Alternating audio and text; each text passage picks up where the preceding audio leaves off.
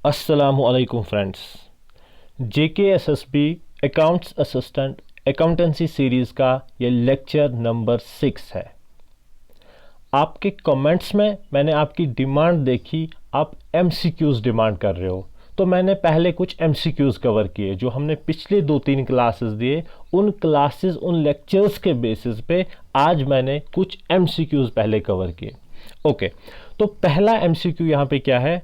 Long term assets that have no physical existence but possess a value is known as. ये देख लीजिए guys, long term assets that have no physical value. मैंने आपसे उस class में क्या discuss किया था पिछली क्लास में? जिन्होंने पिछली क्लास नहीं देखी है वो पहले पिछली क्लास देखे, उनको फिर ये ज़्यादा क्लियर होगा। मैंने कहा था गाइज, जो एसेट्स होते हैं इनकी क्लासिफिकेशन होती है दो तरह से। एक क्लासिफिकेशन होती है on the basis of convertibility. Classification में कौन कौन सी कैटेगरी आती है? एक तो fixed asset, current asset, fictitious asset. दूसरा मैंने कहा था गाइज, जो एसेट्स होती है इनकी क्लासिफिकेशन होती है on the basis of physical existence. क्या ये एसेट फिजिकली एग्जिस्ट करते हैं या नहीं करते हैं? तो उस बेसिस पे जो कैटेगरी होती थी, एक तो दिस टेंजेबल एसेट, दूसरा इनटेंजेबल एसेट। टेंजेबल वो एसेट्स होते हैं जिनकी फिजिकल एग्जिस्टेंस होती है, इनटेंजेबल एसेट्स वो होते हैं जिनकी फिजिकल एग्जिस्टेंस नहीं होती है। तो गाइज यहाँ पे ये क्या बताया गया है? That have no physical existence, जिनकी फिजिकल एग्जिस्टेंस नहीं होती है, जो फिजिकली अपीयर नहीं होते हैं, बट पोजेसेस अ वैल्यू, लेकिन इनकी कोई ना कोई वैल्यू होती है। ऑप्शन क्या क्या दे रखे हैं? Current asset, fixed asset, intangible asset, investments. तो ये जो करंट एसेट, फिक्स्ड एसेट वगैरह है, ये जो क्लासिफिकेशन मैंने कन्वर्टेबिलिटी में बोली थी, और जो on the basis of this physical existence मैंने बोला था टेंजिबल और इंटेंजिबल। टेंजिबल वो होते हैं जिनकी फिजिकल एग्जिस्टेंस होती है, इंटेंजिबल एसेट्स वो होते हैं जिनकी फिजिकल एग्जिस्टेंस नहीं होती है। तो गाइज इसका आंसर क्या होगा? Intangible assets. क्लियर यहां तक? ओके, तो सेकंड मैंने जो MCQ कवर किया आप देख लीजिए क्या है। विच of these best explains fixed assets. यहां पे 4 ऑप्शंस दे रखे हैं, आप बता दीजिए इनमें से बेस्ट कौन सी ऑप्शन है जो अच्छे से एक्सप्लेन करती है फिक्स्ड एसेट्स को, जिसमें फिक्स्ड एसेट्स को अच्छे से डिफाइन या एक्सप्लेन किया गया हो। ओके, पहले क्या लिखा है? A part, are bought to be used in the business. जिन एसेट्स, फिक्स्ड एसेट्स वो एसेट्स होते हैं जिनको परचेज किया जाता है बिजनेस में यूज करने के लिए, ना कि सेल करने के लिए। ये पॉइंट भी ठीक है गाइस, लेकिन हम यहाँ पे देख लीजिए क्या लिखा है। ये गलत तो नहीं लिखी है ये वाली ऑप्शन, बट यहाँ पे लिखा है बेस्ट एक्सप्लेन्स, जिसे हम मोस्ट अप्रोप्रिएट भी कह सकते हैं। सेकंड ऑप्शन क्या है? Are expensive items bought for the business. In general अगर देखा जाए, in general fixed assets expensive होते हैं। किस पर्पस के लिए यूज किया जाता है? बिजनेस पर्पस के लिए, पर्सनल यूज के लिए नहीं होते हैं ये। Okay, third point, are items which will not wear out quickly. Wear out का मतलब होता है डेप्रिसिएट, जिनकी वैल्यू बहुत जल्दी कम नहीं होती है, कम होती है बट ग्रेजुअली, स्लोली, मतलब एट ए टाइम इनकी वैल्यू मतलब ज़्यादा कम नहीं होती है। ठीक है, और लास्ट पॉइंट क्या दिया है? Are of long life and are not purchased specifically for resale. ये गाइज इसमें सबसे मोस्ट अप्रोप्रिएट टर्म दे रखी है। क्या बताया गया है? Are of long life. पहली फीचर क्या दे रखी है? इनकी लाइफ होती है, लॉन्ग लाइफ होती है। तो हमने भी क्या पढ़ा था जब हमने क्लासिफिकेशन पढ़ी? फिक्स्ड एसेट्स वो एसेट्स होते हैं जिनको हम कन्वर्ट इनटू कैश ईजिली नहीं कर पाते हैं, और इनकी लाइफ मोर देन 12 मंथ्स होती है। ठीक है यहां तक? एंड आर नॉट परचेज्ड, और हम इन्हें परचेज नहीं करते हैं स्पेसिफिकली फॉर सेल। जिन चीजों को हम परचेज करते हैं फॉर रीसेल उन्हें हम गुड्स कहते हैं गाइज। तो ये वाली लाइन है जहां पे ज्यादा अच्छे से एक्सप्लेन किया गया है एसेट्स को। अब आप ये नहीं बताओगे कि ये 3 जो पहली ऑप्शन है ये कंप्लीटली गलत है, ये भी ठीक है, बट यहां पे क्या लिखा है? जो बेस्ट एक्सप्लेन करे फिक्स्ड एसेट्स को, ये वाली ऑप्शन अच्छे से एक्सप्लेन करती है। क्लियर यहां तक गाइस? ओके, तो जो थर्ड MCQ मैंने कवर किया है वो देख लीजिए। Which of these is not included as a separate item in the accounting equation. Okay, accounting equation हमने क्या बताई थी? Capital plus liabilities is equal to assets. Okay, यहाँ पे क्या बताया गया है एमसीक्यू में, अब जो 4 ऑप्शंस दे रखे हैं आप बता दीजिए इन 4 ऑप्शंस में कौन सी ऑप्शन ऐसी है जो अकाउंटिंग इक्वेशन में नहीं दिखाई देती है। पहली ऑप्शन एसेट्स, यहाँ पे देख लीजिए ये है एसेट्स इक्वेशन में। रेवेन्यूज तो नहीं है कहीं पे। लायबिलिटी, ये है लायबिलिटी। कैपिटल के बदले कहीं पे इक्विटी भी लिखा हो सकता है, ठीक है, ये रही कैपिटल। तो इन 4 ऑप्शंस में कौन सी ऑप्शन है जो अकाउंटिंग इक्वेशन में हमें दिखाई नहीं देती है, जो अकाउंटिंग इक्वेशन में एग्जिस्ट नहीं करती है? ये है guys revenue, option number B. Clear यहां तक? ओके। उसके बाद देख लीजिए MCQ number 4, which one is in order of permanence. Okay, मैंने आपको गाइस बताया था एक होता है ऑर्डर ऑफ परमानेंस, दूसरा होता है order of liquidity. Order of permanence का मतलब होता है जो एसेट ज्यादा परमानेंट है, जिस एसेट की लाइफ ज्यादा है पहले उसे दिखाया जाता है, रिकॉर्ड किया जाता है। उससे कम जिस एसेट की लाइफ होगी फिर उसे दिखाया जाता है, उससे कम जिस एसेट की लाइफ होती है फिर उसे दिखाया जाता है। और दूसरी टर्म आती है liquidity, in order of liquidity. इसका मतलब क्या है, जिस एसेट की लाइफ सबसे कम होगी पहले उसे दिखाएंगे, फिर उसके बाद उस एसेट को दिखाएंगे जिसकी लाइफ इस पहले वाले से थोड़ी सी ज़्यादा होगी, उसके बाद उस एसेट को दिखाएंगे जिसकी लाइफ इन दोनों से ज़्यादा होगी, ठीक है। तो यहाँ पे क्या बताया गया है, इन ऑर्डर ऑफ परमानेंस। इसका मतलब क्या है, वो आप दिखा दीजिए वो सीरीज जो पहले वो एसेट एग्जिस्ट होगा जिसकी लाइफ सबसे ज़्यादा है, उसके बाद वो एग्जिस्ट होगा जिसकी लाइफ उससे थोड़ी सी कम है, उसके बाद वो एसेट एग्जिस्ट होंगे जिनकी लाइफ उनसे भी ज़्यादा कम है, ठीक है। तो पहली ऑप्शन देख लीजिए, ए पार्ट यहाँ पे दिया है लैंड, बिल्डिंग, कैश। ओके, देख लीजिए आपको क्या लगता है लैंड की जो लाइफ होती है वो सबसे ज़्यादा रहती है कि कम रहती है? अगर मैं लैंड परचेज करूं, कभी 50 साल बाद 100 साल बाद खत्म होगी लैंड? खत्म तो नहीं होगी ना। हाँ, बिल्डिंग कुछ सालों के बाद होती है, भले 20 साल 30 साल 40 साल 50 साल के बाद ये खत्म होगी, लेकिन होगी एक टाइम पे खत्म, ठीक है। कैश ये तो खत्म होना ही होना है, इसमें कुछ महीनों में ही खत्म हो जाती है कैश, ठीक है। तो यहां पे देख लीजिए पहले उस आइटम को दिखाया गया है जो सबसे ज्यादा परमानेंट है, जिसकी लाइफ सबसे ज़्यादा है, उसके बाद उस एसेट को दिखाया गया है जिसकी लाइफ उससे थोड़ी सी कम है, उसके बाद उस एसेट को दिखाया गया है जिसकी लाइफ उससे भी ज़्यादा कम है। तो इसे कहते हैं हम guys in order of permanence, ठीक है। और भी ऑप्शंस देख लेते हैं, कैश, बिल्डिंग, फर्नीचर। देख लीजिए कैश की लाइफ सबसे ज़्यादा कम है, बिल्डिंग की लाइफ उससे ज़्यादा है, फर्नीचर की लाइफ अगर देखेंगे कैश से थोड़ी सी ज्यादा है लेकिन बिल्डिंग से कम है, तो यहां पे ऑर्डर ऑफ परमानेंस को फॉलो नहीं किया गया है, ठीक है। तो ये वाली ऑप्शन गलत है। Machinery, third option, cash and building. ये देख लीजिए मशीनरी की ऑप्शन कैश से ज्यादा, मशीनरी की लाइफ कैश से ज्यादा है, ठीक है, लेकिन बिल्डिंग की लाइफ इन दोनों से ज्यादा है, ठीक है। तो ये वाली ऑप्शन भी इन ऑर्डर ऑफ परमानेंस नहीं बताई गई है। फोर्थ ऑप्शन देख लीजिए, ओके, कैश, मशीनरी, लैंड। पहले उस आइटम को दिखाया गया है जिसकी लाइफ सारे एसेट से कम है, तो ये इन ऑर्डर ऑफ परमानेंस नहीं हुआ है। तो इन ऑर्डर ऑफ परमानेंस अगर देखेंगे कौन सी ऑप्शन है, ऑप्शन नंबर ए, लैंड, उसके बाद बिल्डिंग, उसके बाद कैश। क्लियर गाइस यहां तक? ओके। और एक देख लीजिए एमसीक्यू क्या है, ए सोल प्रोप्राइटर हैज कैश 40,000। कितना कैश है? 40,000। फर्नीचर कितना है? 70,000। ओके। क्रेडिटर्स कितने हैं? 30,000। What is the amount of capital? आप बता दीजिए कैपिटल कितनी होनी, इनके हिसाब से कैपिटल कितनी होगी।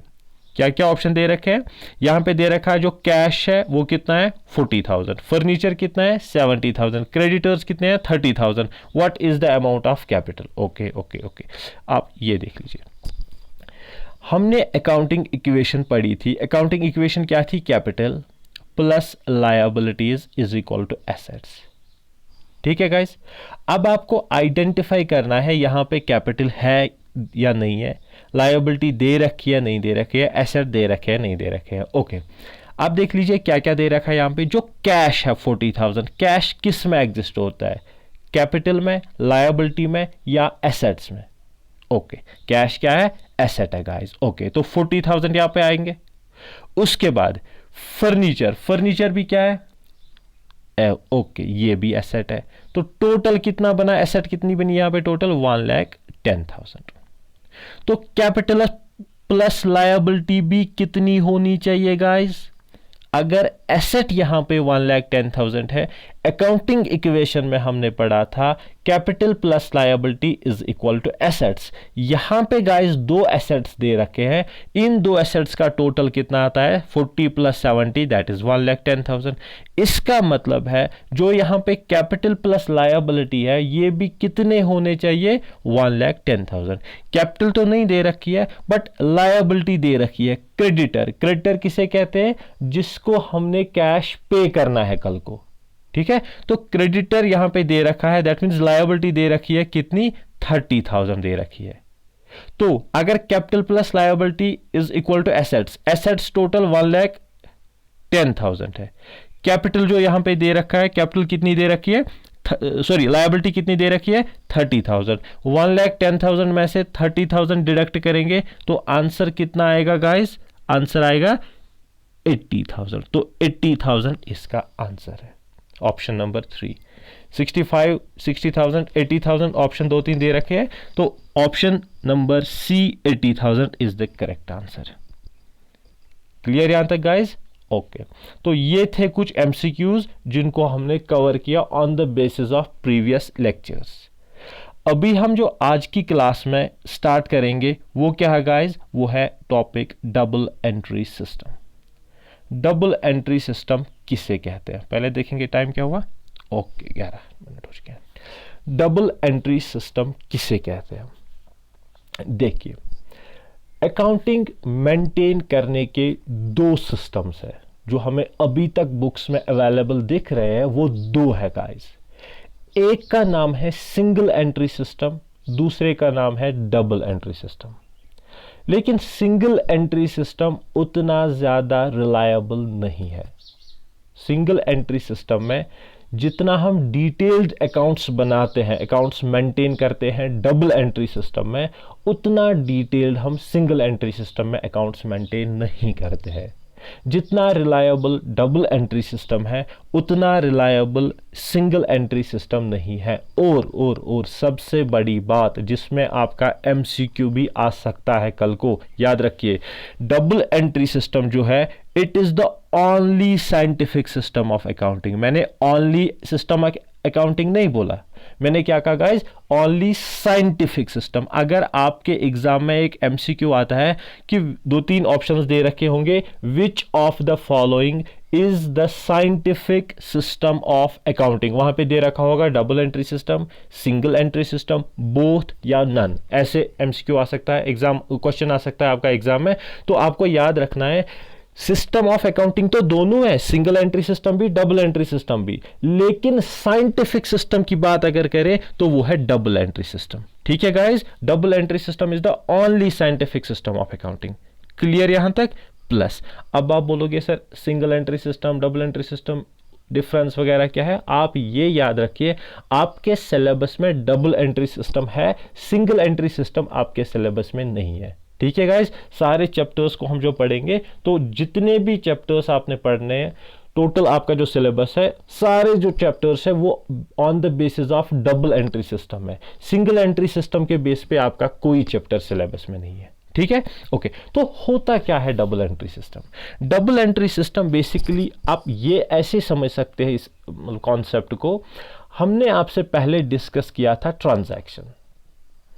पहली लेक्चर में मैंने जो पहला लेक्चर दिया था उसमें मैंने पहली क्लास में आपसे डिस्कस किया था ट्रांजैक्शन, और उसके बाद सेकंड थर्ड लेक्चर्स में मैंने बाकी टर्म्स भी डिस्कस की। अगर किसी ने ये लेक्चर्स, वो वाले लेक्चर्स फर्स्ट सेकंड थर्ड वो नहीं देखे हैं तो पहले वो लेक्चर्स देखिए, फिर ये वाला लेक्चर देखिए, आपको फिर कॉन्सेप्ट ज़्यादा अच्छे से क्लियर होगा। ठीक है, ओके।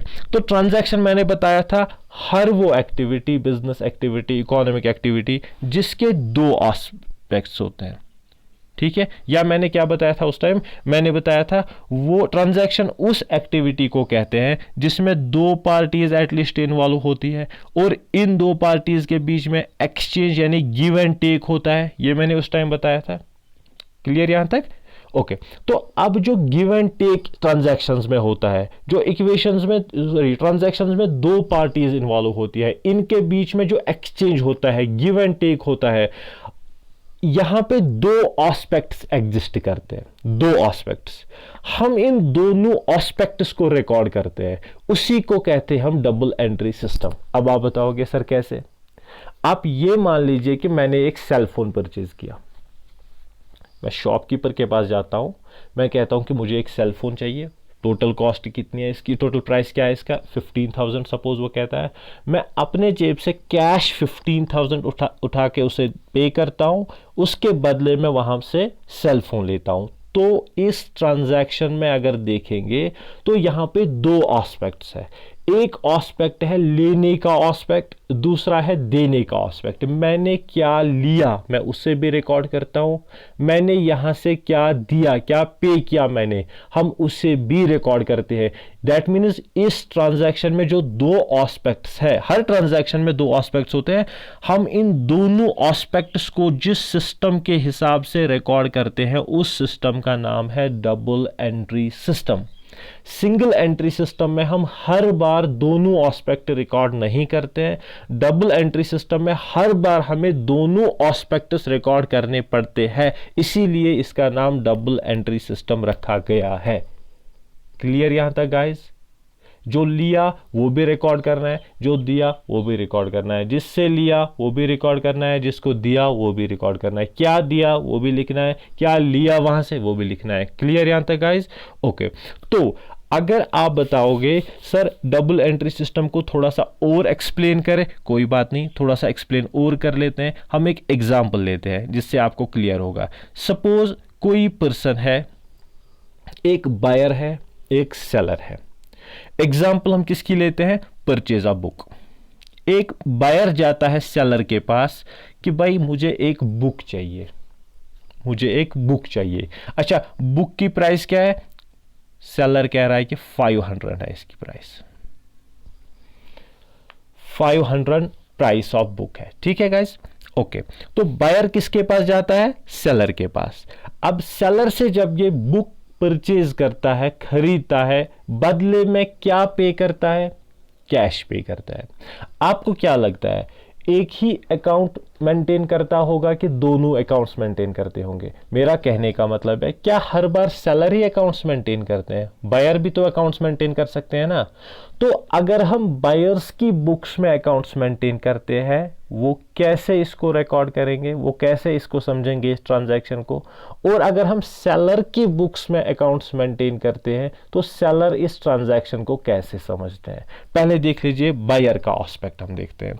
बायर के पर्सपेक्टिव से अगर हम देखें तो दो एस्पेक्ट इनके यहां से होते हैं। वो क्या एस्पेक्ट समझते हैं? वो कहते हैं कि हमने क्या रिसीव किया जब हम मार्केट में गए बुक परचेज करने के लिए, तो हमने वहां से क्या रिसीव किया, ये इस ट्रांजैक्शन का एक एस्पेक्ट है। हमने यहां से क्या दिया, क्या गिव किया हमने, वो इस ट्रांजैक्शन का दूसरा एस्पेक्ट है। जब हम इन ट्रांजैक्शंस के इन दोनों एस्पेक्ट रिकॉर्ड करेंगे तो ये बना डबल एंट्री सिस्टम। अब बायर क्या कहता है कि मैंने वहां से क्या रिसीव की, बुक रिसीव की, वो रिकॉर्ड करेगा बुक मैंने रिसीव की। इससे पहले इसने 5-6 बुक्स परचेज कर रखी होंगी, जहां पे इसने उनको रिकॉर्ड किया होगा वहीं पे उसी लेजर अकाउंट में और ऐड करेंगे और एक बुक को, और इसका 500 अमाउंट ऐड करेंगे वहां पे। वो कहेंगे कि पहले हमारे पास 10,000 की बुक्स पड़ी थी, अब हमने 500 की और एक बुक परचेज करी, जो हमारे पास टोटल बुक्स आ गई, वो आ गई 10,500 रुपीज की। क्लियर? तो इन्होंने क्या रिसीव किया ये भी इन्होंने रिकॉर्ड करना है, प्लस अब यहां से इन्होंने क्या पे किया, कैश इन्होंने पे किया। अब ये इसे भी रिकॉर्ड करेंगे। हमारे पास 20,000 कैश था, हमने उसमें से 500 पे किया, बचा कितना, 19,500। तो ये इनके यहाँ पे जो लेजर बनी होगी, लेजर में एक हेड होगा कैश अकाउंट, वहां पे बैलेंस 20,000 दे रखी होगी, वहां से 500 डिडक्ट करेंगे। सो अगर हम देखेंगे तो एक बुक्स में ऐड करेंगे दूसरा ये कैश में डिडक्ट करेंगे, कैश में डिक्रीज करेंगे। तो जब इन्होंने दोनों एस्पेक्ट्स, बुक का इंक्रीज वैल्यू, कैश का डिक्रीज वैल्यू, दोनों इन्होंने रिकॉर्ड किया, तो इसे कहेंगे हम double entry system of book keeping. इन्होंने दोनों एस्पेक्ट रिकॉर्ड किए। ये मैंने बताया फ्रॉम द बायर्स पर्सपेक्टिव। अच्छा, सेल्स पर्सपेक्टिव से अगर देखेंगे, वहां पे क्या है, सेलर कह रहा है कि मैंने भी भाई कुछ रिसीव किया, मैंने भी कुछ यहां से पे किया, कुछ दिया है यहां से। अच्छा, सेलर कह रहा है, जो शॉपकीपर है, वो क्या कह रहा है, मैंने भाई क्या रिसीव किया, कैश रिसीव किया। बायर ने कैश पे किया था, सेलर कह रहा है कि मैंने कैश रिसीव किया है। अब उसने भी लेजर बनाई होगी कैश की। अब वो कैश की लेजर में जो लेजर अकाउंट बना होगा वहां पे, उस लेजर अकाउंट में ऑलरेडी जितने बुक्स उसके यहाँ पे पड़े थे, सपोज 1 लाख के बुक्स थे, उसमें वो डिक्रीज करेगा 500 की एक बुक, अब दिखाएगा 99,500 की बुक्स पड़ी है हमारे पास। ठीक है गाइज, तो ये एक एस्पेक्ट है। यहां हमने यहां से क्या दिया, गिव, ये वाला एस्पेक्ट। ओके, वहां से क्या रिसीव किया इन्होंने, रिसीव किया इन्होंने कैश। तो इनके पास जितना कैश ऑलरेडी पड़ा था, अब और इन्होंने बायर से कैश रिसीव किया, कैश इंक्रीज हो गया। तो ये एस्पेक्ट, आप दो एस्पेक्ट कैसे अपने बुक्स में दिखाते हैं, ये दिखाएंगे जो हमारा कैश है वो इंक्रीज हुआ और जो हमारे बुक्स थे, गुड्स पड़े थे, वो डिक्रीज हो गए। तो इन्होंने भी अपने पर्सपेक्टिव से दोनों एस्पेक्ट्स इस ट्रांजैक्शन के रिकॉर्ड किए। इसे कहते हैं हम डबल एंट्री सिस्टम। यहां तक क्लियर गाइज? ओके। अब और एक क्वेश्चन अराइज होता है, सर इसी एग्जांपल में आप बताइए, अगर यहां पे ट्रांजैक्शन जो होती है, अगर यहां पे कैश इन्वॉल्व नहीं होता है, इसका मतलब क्या है, बायर जाता है बुक परचेज करने में बट ऑन क्रेडिट, पेमेंट वो वहां पे नहीं करता है। वो कह रहा है कि मैं आगे इन फ्यूचर आपको पेमेंट करूंगा, 1 महीने बाद, 20 दिन के बाद, 1.5 महीने के बाद, 2 महीने के बाद। चलिए, तो इस केस में सर बायर ने तो बुक परचेज करी, रिसीव करी, लेकिन बदले में यहां से कुछ पे नहीं किया। तो इस ट्रांजैक्शन में दूसरा एस्पेक्ट कहां से है, ओके, वो डिस्कस करते हैं। देखिए, फ्रॉम द बायर्स पर्सपेक्टिव पहले देखते हैं। तो बायर ने बुक रिसीव तो करी ना, ये एक एस्पेक्ट है। कैश यहां से नहीं दिया, लेकिन इसके बदले में बायर के ऊपर लायबिलिटी चढ़ी, ऑब्लिगेशन टू पे। अब बायर जो है उसकी रेस्पॉन्सिबिलिटी है कल को पे करना। दैट मीन्स अपने बुक्स में वो 2 चीजें दिखाएगा। एक तो दिखाएगा कि जो बुक्स अभी तक मेरे पास थे उनमें इंक्रीज वैल्यू हुई है, एक और बुक ऐड हुई है, अब टोटल बुक्स की वैल्यू अगर हम देखेंगे तो वो बढ़ गई है। ये एक एस्पेक्ट है। दूसरा एस्पेक्ट ये क्या दिखाएगा, कैश नहीं दिखाएगा, बट ये दिखाएगा कि अभी तक मेरे ऊपर रेस्पॉन्सिबिलिटी या लायबिलिटी नहीं थी, अब मेरे ऊपर इस सेलर की रेस्पॉन्सिबिलिटी या लायबिलिटी आ गया दूसरा एस्पेक्ट। दैट मीन्स एक एस्पेक्ट है बुक का रिसीव करना, ये भी रिकॉर्ड करेगा ये बुक्स कितनी है, और दूसरा एस्पेक्ट है हमारे ऊपर कर्जा चढ़ना, बायर के ऊपर लायबिलिटी बढ़नी, बायर के ऊपर रिस्पॉन्सिबिलिटी जो कि उसको कल को पे करना है, तो वो दिखाएगा कि हमारे ऊपर एक कर्जा चढ़ा। ये दूसरी मतलब एस्पेक्ट है, दूसरा एस्पेक्ट है। ठीक है, इस ट्रांजैक्शन में। अच्छा, सेलर के पर्सपेक्टिव से अगर हम देखेंगे, सेलर कह रहा है कि मैंने कैश रिसीव तो नहीं किया, बट यहां से बुक मैंने दे दी, ये एक एस्पेक्ट है। बुक हमारे यहां से निकलना एक एस्पेक्ट है। बदले में मैंने अगर कैश नहीं लिया, but I have right to claim, मुझे कल को जाके इस डेटर से कैश लेना है। दैट मीन्स मेरा एसेट कैश नहीं बढ़ा, मेरा एसेट डेटर बना। इससे पहले मुझे डेटर के साथ कुछ नहीं था, कुछ नहीं लेना था, अब डेटर के ऊपर मेरा कर्जा आया, मुझे कल को ये लेना है, अब मेरे ऊपर एक राइट आ गया, राइट टू क्लेम। यहां पे क्या है, बायर के पर्सपेक्टिव से रिस्पॉन्सिबिलिटी टू पे, रेस्पॉन्सिबिलिटी टू पे, लायबल टू पे। अगर हम सेलर के पर्सपेक्टिव से देखेंगे, यहां पे है right to claim, right to recover. इनके यहां पे राइट आता है कि ये रिसीव करना है, इनको कल को कैश क्लेम कर सकते हैं। ये दूसरा एस्पेक्ट है। इन दोनों एस्पेक्ट्स को जब हम रिकॉर्ड करते हैं, इसी को कहते हैं गाइज डबल एंट्री सिस्टम। यहां तक क्लियर गाइज? यहां तक कोई कंफ्यूजन तो नहीं है ना? ओके, चलिए ठीक है, आगे चलते हैं। अब हम अगर देखेंगे इसमें एमसीक्यू क्या क्या आ सकता है। क्वेश्चन आ सकता है डबल एंट्री सिस्टम में हम कितने एस्पेक्ट्स रिकॉर्ड करते हैं, 1 2 3 4 नन, कुछ भी लिखा होगा, ऑप्शंस कुछ भी होंगे। तो याद रखिए डबल एंट्री सिस्टम में हम कितने एस्पेक्ट्स रिकॉर्ड करते हैं, टू एस्पेक्ट्स, होते भी दो एस्पेक्ट्स है और रिकॉर्ड भी दोनों एस्पेक्ट करते हैं। ये एक एमसीक्यू बन सकता है। दूसरा एमसीक्यू जो यहां पे बनेगा, only scientific system of accounting, ये देख लीजिए, ठीक है। अच्छा, इसके अगर हम थोड़ा सा फीचर्स देखेंगे इसमें क्या क्या आता है, तो एक तो पहले याद रखिए यहां पे एक और एमसीक्यू ये आएगा, डबल एंट्री सिस्टम में हम कैश ट्रांजैक्शंस को रिकॉर्ड कर सकते हैं, नॉन कैश ट्रांजैक्शंस को रिकॉर्ड कर सकते हैं, या दोनों को रिकॉर्ड कर सकते हैं। याद रखिए डबल एंट्री सिस्टम में कैश ट्रांजैक्शंस को भी रिकॉर्ड करते हैं, नॉन कैश ट्रांजैक्शंस को भी रिकॉर्ड करते हैं। इसका मतलब क्या है, जब मैंने गुड्स परचेज किए, जब मैंने कैश पे किया, ये बनी कैश ट्रांजैक्शन। जब मैंने उधार परचेज किया ऑन क्रेडिट, ये बनी क्रेडिट ट्रांजैक्शन। ये भी आप याद रख लीजिए, ये एक एमसीक्यू बन सकता है कि जो डबल एंट्री सिस्टम है इसमें हम क्या कैश ट्रांजैक्शन रिकॉर्ड करते हैं, नॉन कैश करते हैं, या दोनों करते हैं। याद रखिए दोनों करते हैं, ठीक है।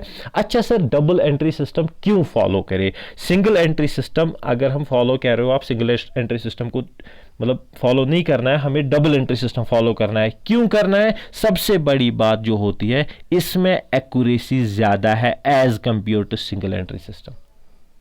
एक्यूरेसी ज्यादा है। एक्यूरेसी मतलब क्या है, जो आप रिजल्ट्स चाहते हो, जो आप अकाउंटिंग का जो पर्पस होता है, वो पर्पस आपको यहां पे डबल एंट्री सिस्टम में ज्यादा फुलफिल होगा as compared to single entry system. ठीक है गाइस, ओके। सेकंड पॉइंट, इनमें एक्चुअल प्रॉफिट या एक्चुअल लॉस, जो डबल एंट्री सिस्टम अगर हम अडॉप्ट करेंगे, फिर जो आपका प्रॉफिट या लॉस दिखेगा एट द एंड, क्योंकि अकाउंट्स मेंटेन करने के मेन पर्पज जो दो है, एक तो हम at the end of the year, end of the period जानना चाहते हैं कि हमने जो एक साल बिजनेस किया, हमें प्रॉफिट आया या हमने लॉस इनकर किया, ये एक पर्पज है। दूसरा हम जानना चाहते हैं एट द एंड कि हमारी फाइनेंशियल पोजीशन क्या है। फाइनेंशियल पोजीशन का मतलब हमने जो अभी तक बिजनेस किया, इससे बिजनेस स्टार्ट करने से पहले हमारी एक पोजीशन थी, हमने 10 लाख इन्वेस्ट किए, बस वही 10 लाख थे। अभी हमारे पास गुड्स है, फर्नीचर है, लायबिलिटी भी है, एसेट्स भी है। तो क्या हम अपनी लायबिलिटी, अपने एसेट्स से अपनी लायबिलिटी पे ऑफ कर सकते हैं? हमारे एसेट्स कितने बड़े एज कंपेयर टू लायबिलिटीज, या कितने कम हुए पहले से? तो ये इसे हम कहते हैं पोजीशन, फाइनेंशियल पोजीशन। कर्जा कितना है, एसेट्स कितने हैं। तो डबल एंट्री सिस्टम में एक तो ये एक्यूरेसी ज्यादा है, एक्यूरेट ज्यादा है as compared to single entry system. दूसरा, अच्छा यहां पे एक एमसीक्यू आएगा, आपको डबल एंट्री सिस्टम 2-4 ऑप्शन दे रखे होंगे, which one is more accurate, double entry system या सिंगल एंट्री सिस्टम? तो वहां पे ऑप्शन आप याद रख लीजिए, double entry system is more accurate than single entry system. अच्छा, रिलायबल कौन सा है ज्यादा? Double entry system is more reliable than single entry system. क्यों? क्योंकि जो हम प्रॉफिट या लॉस कैलकुलेट करेंगे इस मेथड से, इस सिस्टम ऑफ अकाउंटिंग से, डबल एंट्री सिस्टम से, वो ज्यादा ऑथेंटिक है, ज्यादा रिलायबल है as compared to single entry system. Okay, उसके बाद फाइनेंशियल, अच्छा है क्यों? बेसिकली सिंगल एंट्री सिस्टम आपके सिलेबस में नहीं है, फिर भी बताता हूं। वहां पे 3 ही लेजर बनती है, सारा कुछ रिकॉर्ड नहीं होता है, 3 लेजर बनती है वहां पे, बस उन्हीं में परचेज लेजर, सेल्स लेजर और वो कैश के लिए बनती है जनरल लेजर एक, तो बस यही 3 लेजर बनती है वहां पे। बाकी जो एक्सपेंसेस वगैरह डिटेल में रिकॉर्ड नहीं होते हैं, यहां पे पूरा रिकॉर्ड होता है। और फाइनेंशियल पोजीशन 2 तरह से होती है, short term financial position, long term financial position. या शॉर्ट टर्म को हम लिक्विडिटी कहते हैं, लॉन्ग टर्म को सॉल्वेंसी कहते हैं। इसका मतलब क्या है, देख लीजिए, ये इंपॉर्टेंट पॉइंट है यहां पे। आपने कभी सुना होगा कोई कंपनी बहुत ज्यादा प्रॉफिट कमाती है बट अपने एम्प्लॉयज को सैलरी नहीं पे कर दी है। क्यों? वो कहते हैं हमारे पास कैश ही नहीं है। अच्छा भाई, आपने जब इतना ह्यूज प्रॉफिट कमाया, फिर आपके पास कैश क्यों नहीं है? तो प्रॉफिट कमाना अलग चीज है, कैश अवेलेबल होना अलग चीज है, उसे हम लिक्विडिटी कहते हैं। कि आपके पास कैश कितना अवेलेबल है?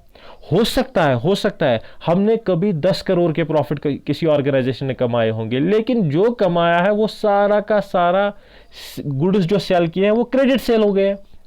अब बदले में कैश तो नहीं लिया है, कल को कैश लेना है, फ्यूचर में कैश मिलेगा, लेकिन अभी अगर हम देखें, अभी हमारे पास कैश की शॉर्टेज है, तो वो लिक्विडिटी प्रॉब्लम्स कहलाती है। लिक्विडिटी का मतलब है शॉर्ट टर्म और सॉल्वेंसी का मतलब है लॉन्ग टर्म। अगर आपके यहां पे आप देखना चाहते हो कि शॉर्ट शॉर्ट टर्म पोजीशन आपकी क्या है, उसे कहते हैं हम लिक्विडिटी। अगर आप देखना चाहते हो लॉन्ग टर्म पोजीशन क्या है, उसे कहते हैं सॉल्वेंसी। ठीक है, तो फाइनेंशियल पोजीशन चाहे आपको लिक्विडिटी देखनी होगी या सॉल्वेंसी, शॉर्ट टर्म या लॉन्ग टर्म, वो आपको डबल एंट्री सिस्टम से अच्छे से, ये अगर अडॉप्ट करेंगे ये वाला सिस्टम, अच्छे से आपको क्लियर होता है ये सब।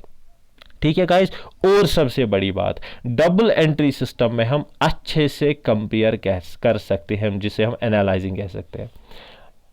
अपना बिजनेस, खुद के बिजनेस से कंपेयर कर सकते हैं, पिछले साल का प्रॉफिट कितना है, इस साल का प्रॉफिट कितना है, कंपेयर करेंगे कि अच्छा प्रॉफिट आया है, ज़्यादा आया है, कम आया है, परफॉर्मेंस हमारी पिछले साल से ज़्यादा है या कम है। उसी तरह से अपना बिजनेस जो है, इसे हम कंपेयर दूसरे बिजनेस से भी कर सकते हैं कि हम इंडस्ट्री से या दूसरे बिजनेस से कितना ज़्यादा आगे है या कितना ज़्यादा पीछे है। तो ये कंपैरिजन आपको डबल एंट्री सिस्टम अडॉप्ट जब हम करेंगे, अच्छे से हमारे पास कंपैरिजन की अच्छी ऑप्शन अवेलेबल रहती है इसमें। क्लियर गाइस, यहाँ तक कोई क्वेश्चन तो नहीं है? तो ये मैंने आपको पहले कुछ एमसीक्यूज कराए पिछले क्लासेस के बेसिस पे। तो आज के क्लास में हमने डबल एंट्री सिस्टम पढ़ा, कल हमने पढ़ा था क्लासिफिकेशन ऑफ लेजर्स। आने वाले क्लासेस में जो हम डिस्कस करेंगे प्रैक्टिकल, अब कि मतलब अकाउंटिंग कैसे मेंटेन करते हैं, जो मैंने बताया था journal, book of primary entry, वो कैसे मेंटेन होती है, फिर उसके बाद secondary book of entry ledger, वो कैसे मेंटेन होती है, वो हम आगे वाले क्लासेस में डिस्कस करेंगे। ठीक है गाइस, तो आपके कमेंट्स हमारे लिए बहुत ज़्यादा वैल्यूएबल है। आप लाइक्स करें, कमेंट्स करें और सबसे ज़्यादा सोशल मीडिया हैंडल्स पे आप शेयर करें। ठीक है, okay, thank you very much guys.